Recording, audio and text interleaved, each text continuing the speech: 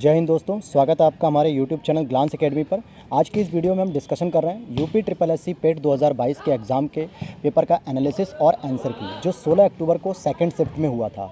और आप लोग हमारे चैनल को सब्सक्राइब कर लीजिएगा, क्योंकि आगे आने वाले एग्ज़ाम जो इसके थ्रू होंगे उसके वनडे एग्ज़ाम्स के लिए हम सीरीज़ चला रहे हैं और साथ ही साथ यूपीएससी के ऑप्शनल की भी हम सीरीज़ चला रहे हैं। तो प्लीज़ चैनल को सब्सक्राइब कीजिएगा। चलिए देखते हैं हम पहले प्रश्न से।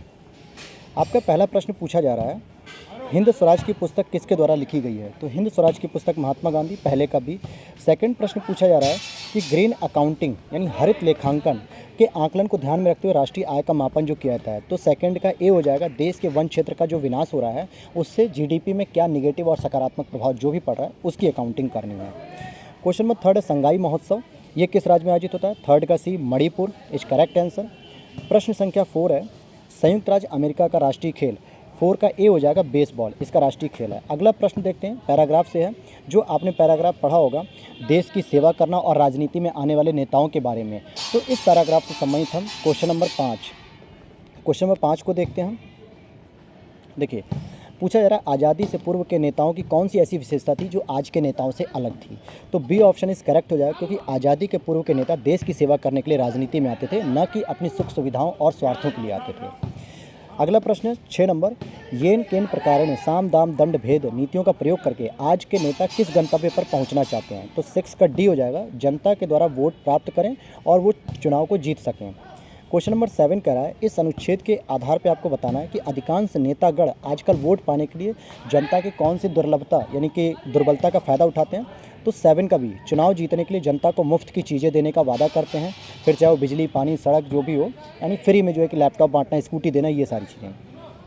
प्रश्न संख्या 8 कह रहा है, नेता क्यों नहीं चाहते कि शिक्षित होकर लोग अपने अधिकारों के प्रति जागरूक बने? क्योंकि अगर बी ऑप्शन इसका करेक्ट हो जाएगा, क्योंकि अगर शिक्षित लोग क्या होंगे, वोट की असली कीमत पहचानेंगे कि भाई मेरे एक व्यक्ति होने के नाते एक व्यक्ति एक मत का कितनी कीमत है, और वो जाति और धर्म के आधार पर जो समीकरण बना के नेता लोग समाज को तोड़ते हैं वो समीकरण उनका बिगाड़ देंगे जो है कि।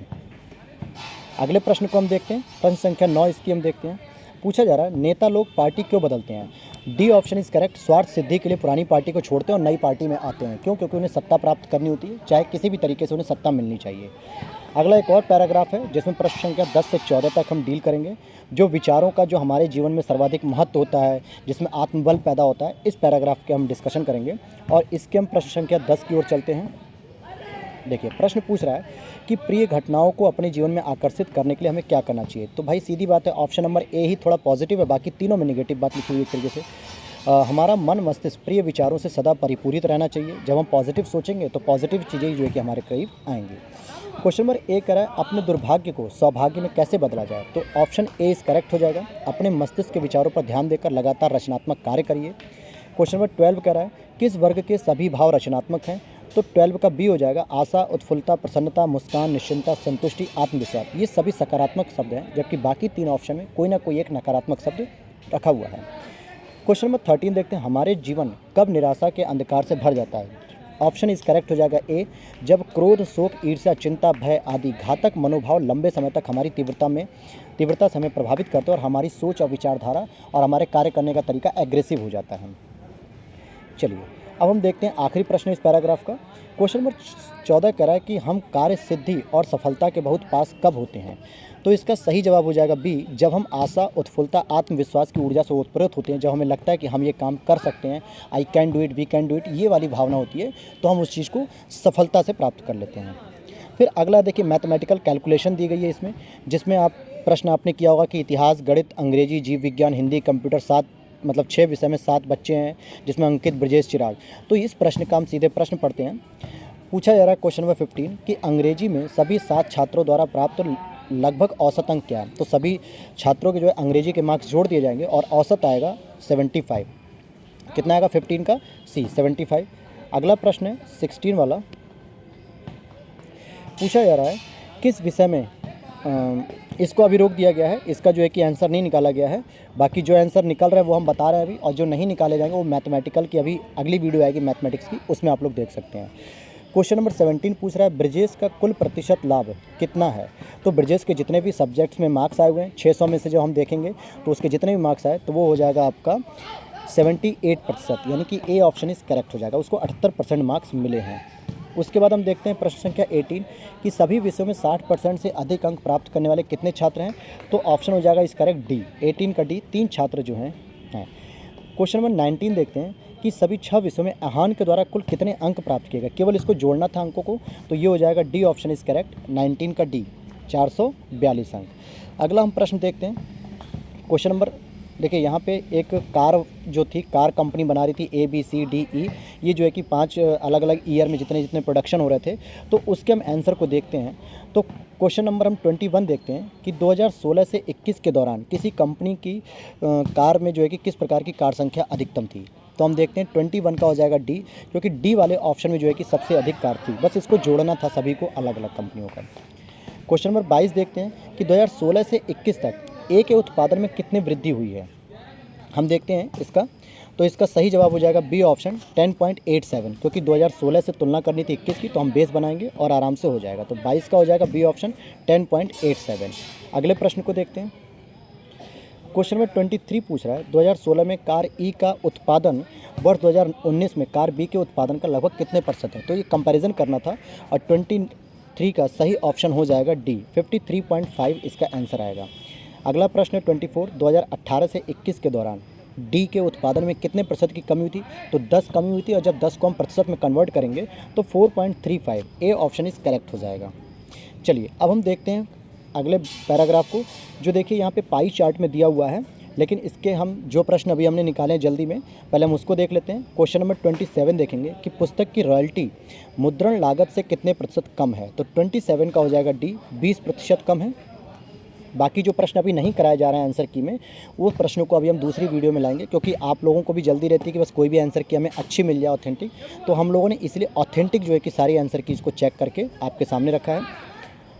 अगला प्रश्न हम देखते हैं 29 को, संवर्धन लागत पर किए गए खर्च के अनुरूप खंड सेक्टर का केंद्रीय कोण क्या होगा। तो ये 18 डिग्री आएगा। कितना आएगा? 18 डिग्री। अगले प्रश्न को हम देखते हैं सीधे। अगला प्रश्न है, किस शासक के दरबार में बहुत से विद्वानों को नवरत्न के रूप में जाना जाता था। तो चंद्रगुप्त द्वितीय हो गया, ये सी ऑप्शन इज करेक्ट हो गया 35 का। 36 का पूछ रहा है, सल्तनत काल में किस राजवंश का सबसे कम अवधि तक शासन था। तो 36 का ये सैयद वंश। 37 में पूछा गया, डलहौजी ने अवध यानी लखनऊ का कब्जा किस आधार पर किया। तो राज्य में अव्यवस्था यानी कि कुशासन के आधार पर। 37 का ए इज करेक्ट आंसर। 38 में पूछ रहा है, हड़प्पा में एक बंदरगाह के नाम से जाना जाता है। 38 का सी लोथल जो गुजरात में था। 39, जैन धर्म का सबसे महत्वपूर्ण मौलिक सिद्धांत क्या था। अहिंसा, जीवों के प्रति अहिंसा का भाव होना चाहिए, यानी कि उनकी हिंसा नहीं करनी चाहिए। 39 का डी इज करेक्ट आंसर, अहिंसा। क्वेश्चन नंबर 40 देखेंगे हम। क्वेश्चन नंबर 40 देखते हैं, खलीफा की अस्थायी शक्तियों की रक्षा करने के लिए मार्च 1919, 40 का सी सही हो जाए, मार्च 1919 को खिलाफत समिति का गठन किया गया था बम्बई में। क्वेश्चन नंबर 41 का देखिए डाउट है, इसका भी आंसर कहीं नहीं मिल पा रहा है, क्योंकि ऐसा हमने अधिनियम में कहीं नहीं पढ़ा किसी पुस्तक में कि कितने न्यायाधीशों की नियुक्ति थी। तो इसको अभी हम डाउट में रख देते हैं 41 को। आप लोगों ने जो टिक किया आप बताइए कमेंट में। 42 का है, 1857 की क्रांति की शुरुआत किसने की थी। तो सिपाहियों के द्वारा की गई थी मेरठ से। 43, बंगाल में जो झंडा बनाया गया है, आज जो झंडा, जैसे बंगाल में किस आंदोलन के दौरान लाल हरा पीला 3 रंगों का झंडा बनाया गया था। तो 1906 में स्वदेशी आंदोलन के दौरान ये जो है कि झंडे का निर्माण किया गया था। 43 का ए ऑप्शन इज करेक्ट होगा। पीछे जो नॉइस आ रहा है दोस्तों, उस पर ध्यान मत दीजिएगा। अभी आप बस अपने पेपर के आंसर की चेक करिए, जो बहुत ऑथेंटिक है और बहुत ही अच्छे से बनाई गई है।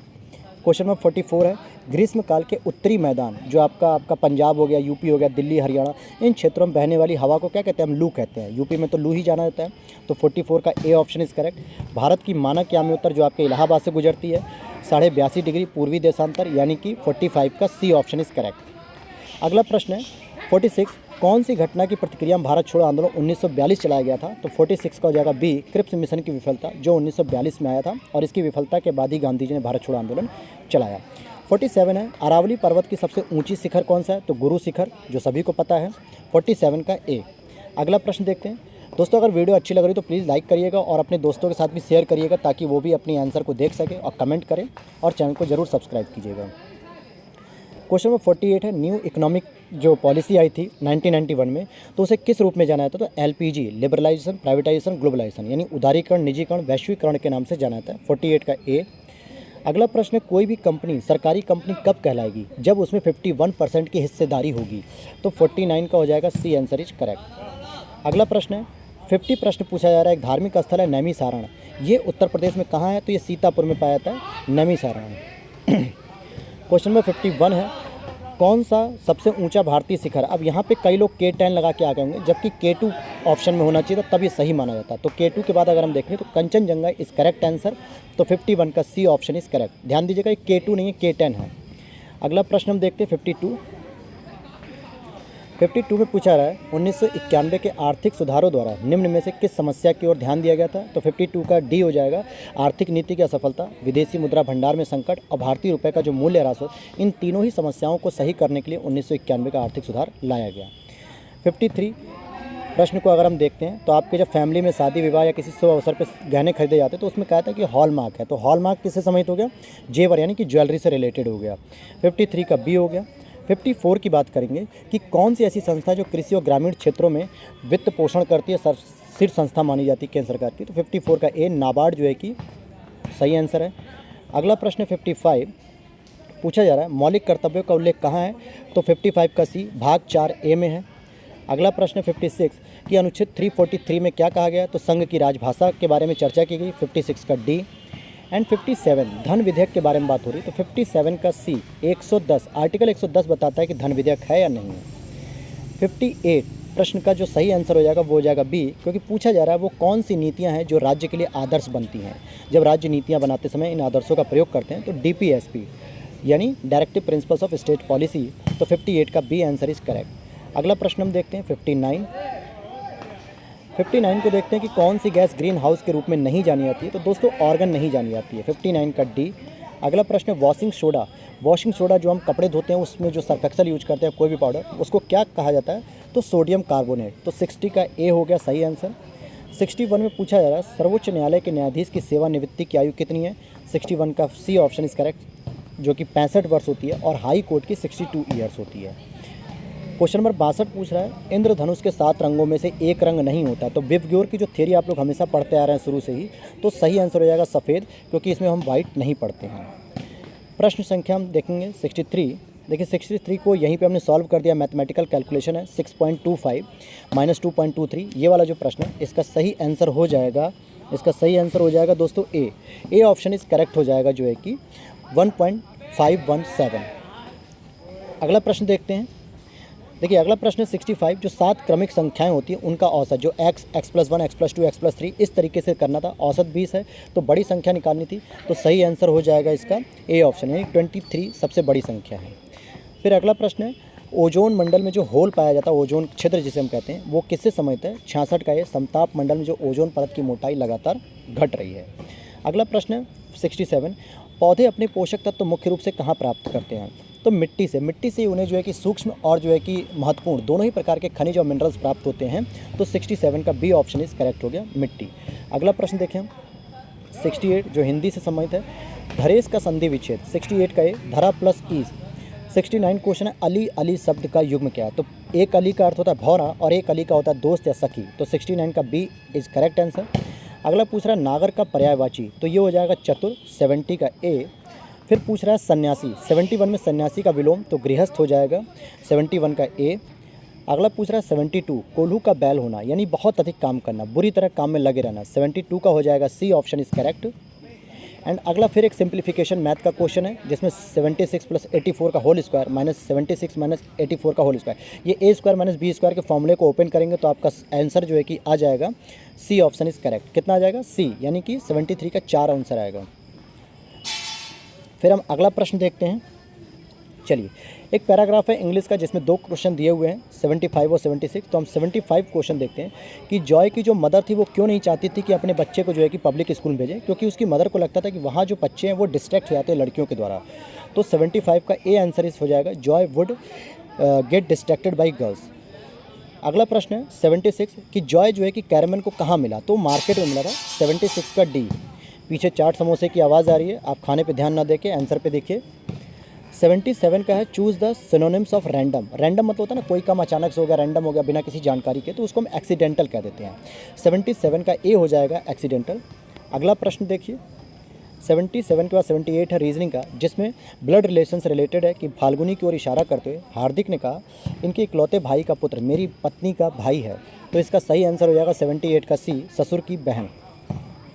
79 को रोकते हैं अभी, और 70, 80 और 81। आइए 81 पे देखते हैं correct antonyms of beautiful. Beautiful मतलब सुंदर, और इसका करेक्ट एंटोनिम्स हो जाएगा अपोजिट अगली। अगली मतलब भद्दा या गंदा लगना। फिर देखते हैं वन वर्ड्स दिया हुआ है कि sensitiveness to the action of a particular food. अगर आप किसी पर्टिकुलर फूड से अगर आपको कोई सेंसिटिवनेस यानी प्रॉब्लम होती है तो उसको हम कहते हैं फूड एलर्जी। तो 82 का हो जाएगा सी, आंसर इज करेक्ट। अगला प्रश्न देखते हैं 83 में। देखिए दिया हुआ है सिलोगिज्म के जो प्रश्न दिए हुए हैं कि कोई दरवाज़ा कुत्ता नहीं है और सभी कुत्ते बिल्लियां हैं। तो इसको जो सॉल्व करेंगे आप तो इसका आंसर आएगा 83 का सी, ऑप्शन इज करेक्ट हो जाएगा। इसमें पहला और दूसरा स्टेटमेंट सही है, तीसरा नहीं बन सकता और ना ही चौथा बन सकता, क्योंकि स्टेटमेंट ही पॉजिटिव और निगेटिव है। तो इस जो कंक्लूजन होगी वो भी पॉजिटिव निगेटिव होगी, जबकि तीसरे और चौथे में दोनों ही पॉजिटिव दिया है, इसलिए आप इसको एलिमिनेट कर सकते हैं। अगला क्वेश्चन दिया है कोडिंग डिकोडिंग का 84 का। स्कीम को अगर हम किसी पर्टिकुलर टाइप में लिखते हैं तो वंडर को क्या लिखेंगे? तो सही जवाब हो जाएगा 84 का बी। अगले प्रश्न को देखते हैं 85 को। आइए करंट अफेयर्स में देखते हैं। सरकार के स्वामित्व वाले रोसाटोम हाल ही में भारत के कुडनकुलम यंत्र में जो है कि मतलब संयंत्र में उसने एन ईंधन यानी न्यूक्लियर की जो है कि आपूर्ति कराई है। तो ये कौन सी जगह की कंपनी है? तो रोसाटोम जो है रूस की कंपनी है। तो 85 का बी इज करेक्ट आंसर। अगला प्रश्न पूछ रहा है NFSA यानी नेशनल फूड सिक्योरिटी एक्ट के द्वारा जो अभी राज्य की रैंकिंग जारी की गई है उसमें शीर्ष स्थान 86 का बी ओडिशा को मिला है। अगला प्रश्न जो बहुत ही हाल ही में चर्चा में रहा है, I2U2 जो ग्रुप है उससे संबंधित किससे संबंधित है ये? तो ये जो है भारत, इजराइल, UAE और USA यानी जो शुरू के 2 I है और 2 U है उनके ये फुल फॉर्म है। तो 87 का सी आंसर इज करेक्ट हो जाएगा। अगला प्रश्न है कि भारतीय तकनीक SME, ये MSME नहीं है, SME हेतु निवेश को आकर्षित करने के लिए नेस्कॉम सरकार की एजेंसी के साथ साझेदारी कर रही है। तो नेस्कॉम ने ऑस्ट्रेलिया की कंपनी के साथ साझेदारी की है। तो 88 का हो जाएगा सी, आंसर इज करेक्ट। और अगला क्वेश्चन देखते हैं 89। अभी हाल ही में यूरेनियम खनन भंडार पाए गए हैं, किस राज्य में पाए गए हैं? तो 89 का B option is correct, Rajasthan में पाए गए हैं अभी। 90 प्रश्न पूछ रहा है कि दीमापुर में केंद्रीय मंत्री नरेंद्र सिंह तोमर के द्वारा कृषि और किसान कल्याण के लिए एक सेहत परीक्षण प्रयोगशाला शुरू की गई, लॉन्च की गई। तो ये दीमापुर कहाँ पे है? तो दीमापुर आपका नागालैंड में आता है। 90 का बी हो जाएगा। अगले प्रश्न पे हम चलते हैं। 91 पूछ रहा है कि डॉक्टर राजेंद्र प्रसाद स्मृति पुरस्कार किस लिए दिया जाता है? तो 91 का बी, लोक प्रशासन से संबंधित यह पुरस्कार होता है। 92 पूछा जा रहा है यूपी स्पेशल, ये भारत का प्रथम अमृत सरोवर का उद्घाटन कहाँ हो रहा है? तो ये उत्तर प्रदेश में हो रहा है, उत्तर प्रदेश के रामपुर जिला जो मुरादाबाद के पास है। 92 का बी हो जाएगा। अगला प्रश्न है 93। भारत के 2 पड़ोसी द्वीप हैं, पड़ोसी देश जो द्वीप के रूप में श्रीलंका और मालदीव जो चारों ओर समुद्र से घिरे हुए हैं। 93 का ए इज करेक्ट आंसर हो जाएगा, 93 का ए। अगला प्रश्न है 94 में पूछ रहा है ओमान की राजधानी। 94 का सही आंसर हो जाएगा Muscat, B option is correct. 95 में पूछा जा रहा है आपसे कि कौन सी ऐसी कंपनी है जिसने India first global health care plan को शुरू किया? तो सही जवाब हो जाएगा इसका B, Bajaj Allianz general insurance. इन्होंने ये जो है कि लॉन्च की है पॉलिसी। अगला एक प्रश्न है करंट अफेयर्स का, जिसमें पूछा जा रहा है आपसे कि वेयरेबल ATM और ऑफलाइन UPI ये किस कंपनी द्वारा लॉन्च किया गया? तो सही आंसर हो जाएगा 96 का B, S money. S money के द्वारा, जबकि बहुत सारे बच्चों ने रुपए या मास्टर कार्ड लगाया होगा, लेकिन एस मनी जो अभी हाल ही में चर्चा में आई है। 97 सुबह के प्रश्न में पूछा गया था अहिंसा दिवस, अब पूछ लिया श्रमिक दिवस। तो 97 का एक पहला ऑप्शन सही हो जाएगा, 1 मई को मनाया जाता है। 98 पूछा जा रहा है राजस्थान के किस शहर को सफ़ेद शहर कहा जाता है? तो ये 98 जो है कि उदयपुर हो जाएगा, A option is correct. And 99 पूछा जा रहा है कौन एक केंद्र शासित प्रदेश की राजधानी नहीं है? तो आइजॉल जो है कि राजधानी नहीं है बल्कि ये स्टेट की राजधानी, बाकी सभी जो है कि UT यानी यूनियन टेरिटरी की राजधानी है। 99 का ए। एंड लास्ट क्वेश्चन है इसका जो है कि आपका लोकसभा के प्रथम अध्यक्ष यानी स्पीकर कौन है? GV मावलंकर, जिनको कहा जाता है गणेश वासुदेव मावलंकर जो है कि पहले अध्यक्ष थे। और ये तो था दोस्तों आपकी सेकंड मीटिंग का। और आप लोग कमेंट बॉक्स में बताइएगा कि आपके कितने सही हुए हैं। और प्लीज़ इस तरीके की तैयारी के लिए आप चैनल को सब्सक्राइब कर लीजिए। मिलते हैं नेक्स्ट वीडियो में।